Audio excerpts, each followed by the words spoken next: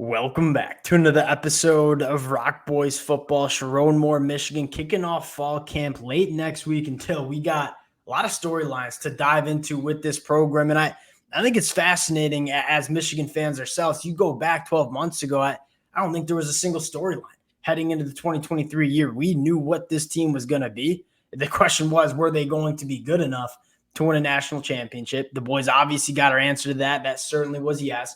Now, going into 2024, new coaching staff, a ton of new faces that are going to have to emerge for this Michigan program. I think it's setting up to be one of the more fascinating fall camps as Michigan fans we've had in an awfully long time. Fired up to get into some of our storylines, predict some players that are going to break out during fall camp. Before we get into it, as always, just a massive shout out to the Michigan fans. It has been an absolute blast talking this program over the last couple of months, whether it's in the transfer portal, on the recruiting trail, preview in 2024, the amount of support the Michigan fans have shown the fellas, that stuff means the world to the boys. If y'all do enjoy the content, consider subscribing to the channel. And I think much more importantly, would love to hear some of your big storylines as well for this Michigan program heading into fall camp, because Dale, that's what we are going to be talking about over the next couple of weeks. And without further ado, you can't bury the lead here. It's obviously the biggest storyline for this Michigan program heading into fall camp,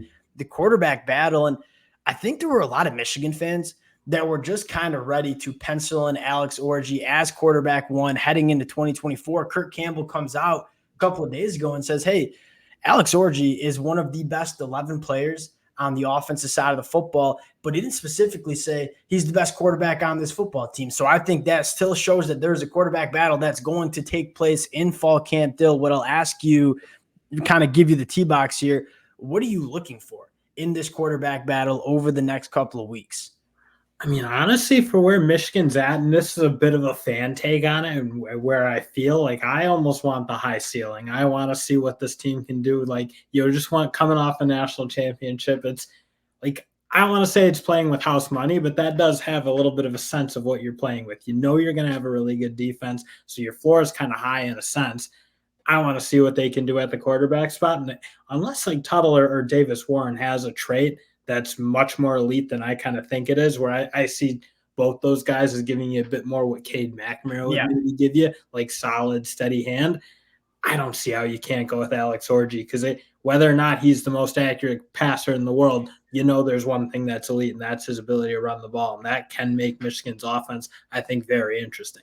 And I think you look for what Sherrone Moore might be looking for. And again, this is just kind of going off of what we know about Sherrone Moore. He wants to run the football. He's an offensive line guy. What's Michigan's best form of running the football? It's with Alex Orji at the quarterback spot. I mean, you can get so creative in terms of how you want to run the football when Alex Orji is in the backfield. Now, I think the big thing I'm looking for from specifically Alex Orji is just kind of consistency. And we all know, coaches say this all the time during fall camp, that is the hardest thing to maintain when you're practicing every single day and the bullets start getting a little bit more live, so to speak. Do quarterbacks, are they able to stay consistent? That's the big question mark we have about Alex Orji. We know the highs can be really dang high with Alex Orji, but can you avoid kind of reaching those lows? That's what you're looking for Alex Orji. Dill, we're going to talk a lot about this over the next couple of weeks. Oh, and imagine if Kirk Campbell keeps putting out these like things kicking the hornet's nest. We'll have plenty to talk about, because that's kind of what I see what he is doing.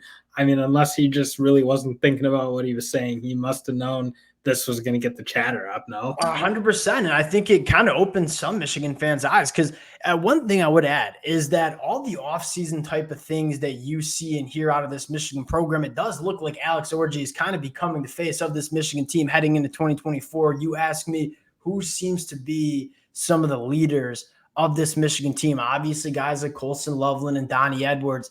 Alex Orji seems to be one of those guys, which I think to a lot of Michigan fans, you kind of point to and say, all right, that looks like quarterback one of this Michigan program heading into 2024.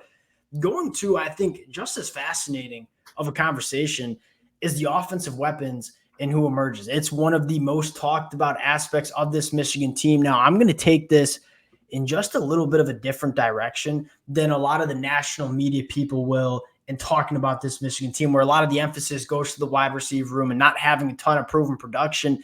Dill, let's look at the tight end room first. We got the best tight end in the country in Colston Loveland. I think one of the most fascinating storylines in terms of who emerges as an offensive weapon, it's Marlon Klein. You've seen this Michigan offense go through the tight ends in the passing attack for multiple years now. We know we have a dude in Colston Loveland. If Marlon Klein, who might have just as high of a ceiling as a guy like Colston Loveland as a pass catcher, can emerge as another absolute dude in this tight end room, you're looking at one of, if not the best tight end rooms in America. And again, Michigan wants to run their passing attack through those two tight ends. And I imagine Marlon Klein probably could have gotten himself on the field earlier. I just don't know that he had the physicality blocking. I think the way you've seen him transform his body from high school, from his early years at Michigan, to what he looked like. What do you say? He looked like Braden McGregor out there. I kind of I'm rocking the 17, had the tats going, had the size, and he was playing physical. He was blocking, I think, the way Michigan needs or demands their tight ends to block. So I think he's put that into his game. I think you always knew he had that freakish athleticism. That's what got him recruited as a guy who was kind of under the radar, obviously coming over from Germany and playing a few years of football only. But his athleticism was off the charts, so you knew he had that. I think, or you certainly hope that he put the rest of that game together, because, again, you need to be really complete to make it happen at Michigan. That's kind of where I start with. And, again, nobody really starts with the tight ends when you talk about offensive weapons. And I think the next part of this conversation could be, how does the running back room kind of shake out? Sherrone Moore gave a lot of love to Kalel Mullings during Big Ten Media Day. He's my guy. Like, you ask me about Kalel Mullings, I think he should be playing plenty of football for Michigan in 2024, which I think is interesting because I'm going to be looking for a couple different things. One, how is this Michigan offense kind of being ran? Are we seeing some two running back sets with Dono Edwards, Kalel Mullings, and Alex Orji? I think that's kind of a fascinating talking point for this Michigan program. But I think more importantly, how is Donovan Edwards getting used in this offense? Because I could see Donovan Edwards lining up in the slot, lining up as a pass catcher, getting moved around this offensive formation. You go back to when Kurt Campbell was the interim offensive coordinator week 1 against East Carolina, because Jim Harbaugh, Sherrone Moore obviously dealing with the suspensions. Donovan Edwards had, I believe, 5 catches for over 40 yards, was getting moved all around the offense. So again, you start talking about offensive weapons, you can include the tight ends and running backs. So I think that's kind of where the real talent is with this Michigan offense in terms of the weaponry around the quarterback. And that's what I see. I agree. Like, you have those two spots. Again, you want to see, frankly, I think you want to see Kalel, and I think you want to see Marlon Klein emerge as like real compliments, if you will. And you kind of know Kalel, I think, does spell Donovan in a good manner, where he is a bit more of a physical runner, kind of does some of the things that Blake Corum was really good at in terms of keeping him on schedule. And then you let Donovan come in and kind of do what he's done with Kurt Campbell at times, when he can hit those big plays, get him in space, and make things happen.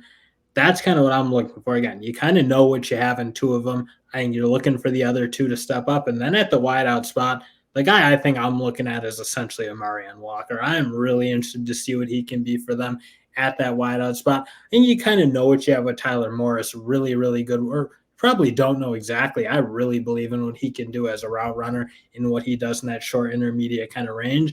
And again, you're looking at who's going to take this Michigan offense up a notch. I think a lot of it has to be who's going to emerge as that vertical threat. And Marion Walker is kind of the guy you're looking at, has the body type, has kind of the athletic traits you're kind of looking for to do it. So that's kind of what I'm going to be looking for, is how much he can get on the field and make an impact for Michigan. We all know Marion Walker just dripping with talent. I mean, he's big, he's long, and that dude can cook vertically down the field. I kind of play around with the conversation of kind of, all right, let's simplify the game of football a little bit. It's about getting your best players on the football field. And I'm not going to take away from the wide receiver room. It's not necessarily a proven wide receiver room, but we do think there's some talent in that room. But if you're trying to get your best players on the football field, I think a lot of your best players heading into 2024 are probably in the running back and tight end room. So I could see kind of Michigan leaning into, hey, let's simplify this a little bit. Let's get our best players on the football field. And maybe that takes away from how much the wide receivers get featured. That being said, you need good wide receiver play to win national championships. That was something not talking. I mean, Roman Wilson, Cornelius Johnson both went to the NFL. Michigan was not bad at wide receiver by any means in 2024. Last conversation I think you have to have on the offense is that's the offensive line rotation. And there's competitions all over the offensive line. Now, I think a lot of Michigan fans will agree with this. I think a lot of non-Michigan fans will maybe scratch their head. this Michigan offensive line, I have full confidence is going to be a very, very good unit in 2024 because there's just so many capable bodies and so much competition in this room. You start with Miles Hinton at left tackle. Dill, me and you both believe I think he could be one of the best tackles, not only in the Big Ten, but in the country. Quite frankly, thought he should have been playing more in 2023. Sherrone Moore even said as much in Big Ten media days. You're bringing Josh Preeb from Northwestern, and then like Greg Kripp and Raheem Anderson, two guys that are going into their fourth year within this Michigan program. I'm going to take a wild guess and say whoever wins that battle at center is going to be a pretty damn good football player. Giovanni El-Hadi, been on him since a freshman when he was playing his early enrollee freshman spring game a couple of years ago. And then you got a battle with Andrew Gentry and Jeff Percy at the right tackle spot. It's just hard. That's what I'm looking at, right? Aren't you looking at that right tackle fundamentally as like, yeah, I love what Andrew Gentry has in terms of his physical traits and kind of the makeup. Obviously, he'll be an older player, having been on a mission out of high school.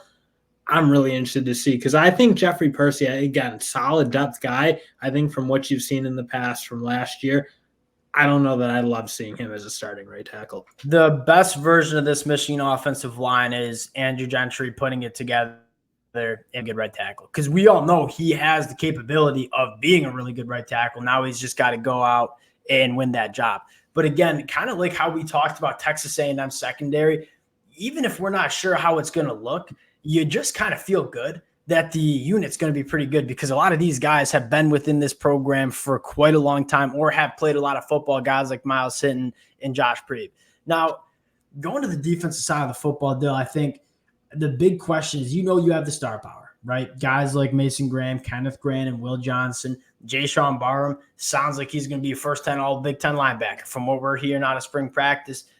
I think the question is who kind of fills in the cracks.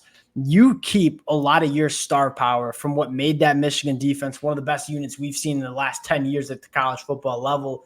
What you do lose is some of that depth. Now, who is going to step up and kind of give Michigan that depth? That's the question. Who are you looking at in terms of emerging as guys that can contribute in that two deep for this Michigan defense? So I'm looking like obviously where it's most important is that defensive line. I mean, the ability for Michigan to roll almost 3 whole units for the past couple of years has obviously been a huge part, I think, of them emerging, especially last year where it was just crazy deep with, again, guys you could really believe in. So, I think, frankly, you're looking at TJ Guy, probably number one. I think you certainly have 2 very good edge rushers kind of starting at the top with obviously Derek Moore and Josiah Stewart. But I think TJ Guy needs to have a big year where, again, you can be really comfortable with getting him in, not only in the pass rush, because I think you kind of know and feel really comfortable about what he can do from there. You saw it last year, you saw it in the spring game, but I think him playing a complete game where he can be tough against the run and be a guy they can really rely on, not just as a situational guy, but kind of your second guy to be your real stud. You talk about what made Michigan so special. I mean, it was, all right, Braden McGregor and Jalen Harrell off the field. It was Derek Moore and Josiah Stewart. Like, I don't even know if there was a drop-off. It might have been an upgrade. I think Derek Moore and Josiah Stewart probably was the best pure pass rusher for Michigan in 2023. That's what made that defense so special, is the ability to keep all those big bodies fresh, but not really have any drop-off in play. Can TJ Guy emerge as that guy that you're rotating in there, but not really dropping off from a guy like Josiah Stewart? Massive question. I kind of look at the inside. Say, all right, Kenneth Grant and Mason Graham, we know that's an elite interior defensive line. You factor in Rayshon Benny coming back from the injury. That's one of the things we got to be keeping an eye on is Rayshon Benny right coming from, I believe, a broken leg at the end of last year. I'm looking at Eno Etta, and this is a guy that has transformed his body. It looks like an absolute freak. Can he kind of emerge as that fourth interior defensive lineman that can give Michigan a lot of reps and keep those big bodies fresh?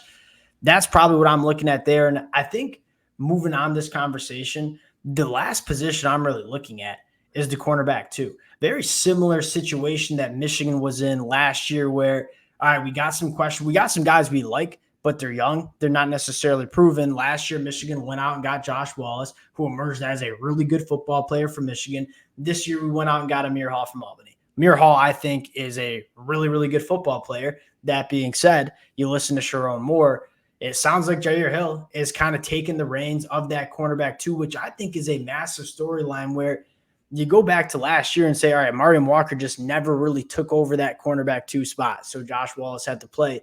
This year, it sounds like Jair Hill is taking over that cornerback 2 spot. And if Michigan can answer that question in fall camp, like find me the crack in this Michigan defense heading into the 2024 season.